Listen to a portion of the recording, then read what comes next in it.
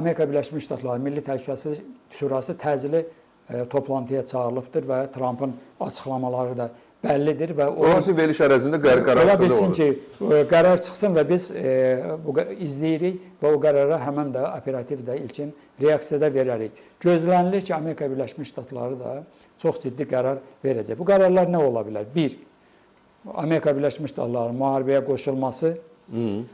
Çünki nüvə obyektlərindən, xüsusən də Fordo kimi dərində yerləşmiş nüvə obyektlərinin dağıdılması üçün, ləğv olunması üçün Amerika Birləşmiş Ştatlarının prosesə qoşulması lazımdır. Çünki İsrailin strateji potensialı bunun üçün yetərsizdir. Buna ötürü GBU-57 deyilən həssas dərin sərləşdirici bombalar var və onlarda B2 strateji bombardımançı təyyarələri daşıyır. İsrailin nə belə GBU-57 MOB deyilən bombaları var, nə də onu daşıyan təyyarələr yoxdur. B2-lər yoxdur.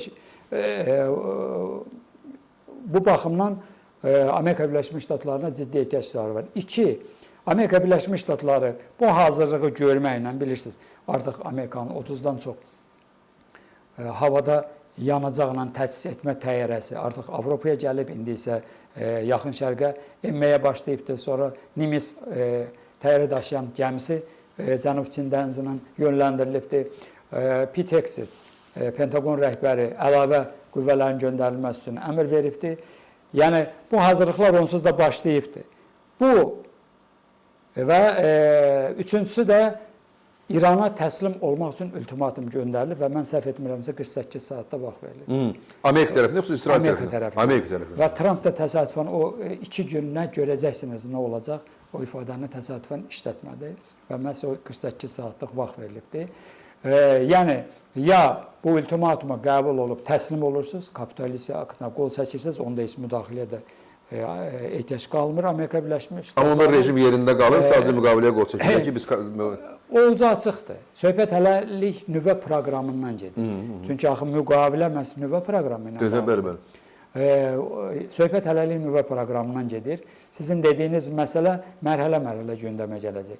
Və əgər bu ultimatumu qəbul edəcəksə ki, bunun ehtimalı çox azdır ki, İran xüsusən də inqilab şəxsçiləri, ali dini rəhbər və onun arxasında duran Rusiya, Çin kimi qüvvələr buna böyük ehtimalla razı olmayacaqlar. Həm də razı olsa işdən inqilab qalxacaq. Və yaxud da ki, razı olacaqları halda bütün xarizma cızılacaq və siyasi iradəsi sınacaqdır. Rejimin siyasi iradəsi, onsuz da hərbi iradəsi sındırılır. Dini, ideoloji mərkəzlər vurulacaqdır birazdan. İndi ona keçəcək o hərbi strategiya necə izlənilir. Amma burada gözlənilir ki, ya ultimatumu qəbul edin, ya da biz prosesə qoşulacaq. Ondan sonra artıq danışıq olmayacaqdır və proses nəinki rejimin dəyişilməsini, hətta ondan da dərin irəliyə doğru gedə bilər. Hələlik bu günə qədər İsrailin, yəni tək başına strategiyası bundan ibarətdir. Çünki buna açıq deyə bilərik ki, İsrailin baş naziri Netanyahu özü açıqladı. Hələ bu hücum əməliyyatları başlamamışdan öncə. 3 hədəfimiz var. 1. İranın raket nüvə potensialını sıradan çıxartmaq. 2. Amerika Birləşmiş Ştatlarının bu prosesə qoşulması üçün strateji şəraiti formalaşdırmaq. Və biz bu dəqiqə onu görürük.